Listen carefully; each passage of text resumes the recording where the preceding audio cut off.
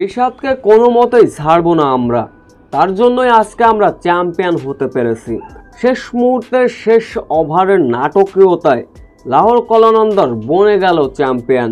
Match জয়ের পরে রিশাদের প্রশংসায় ভাসিয়ে যা বলেছিলেন শাহিন আফ্রিদি।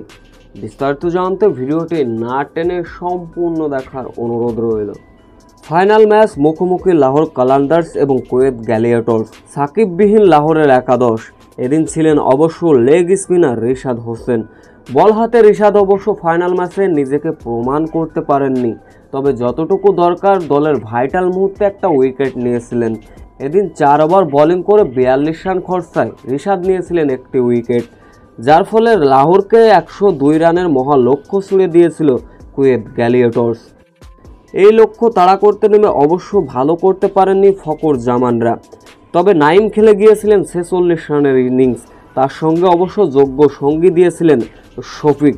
এরপরে যখন ধুঁকছিল লাহোর কালান্দার্স, তখন ব্যাট হাতে অনন্যভাবে জ্বলে উঠলেন কুশাল পেরেরা।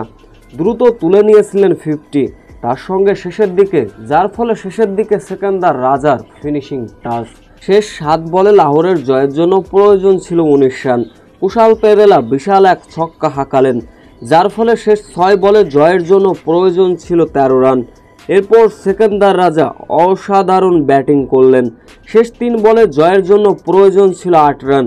সেকেন্দার রাজা বিশাল এক ছক্কা হাঁকালেন, যার ফলে পঞ্চম বলটিতে আবারও বাউন্ডারি হাঁকালেন সেকেন্দার রাজা, যার ফলে 1 বল বাকি থাকতেই 6 উইকেটের ব্যবধানে জয় তুলে নেয় লাহোর কালান্দার্স।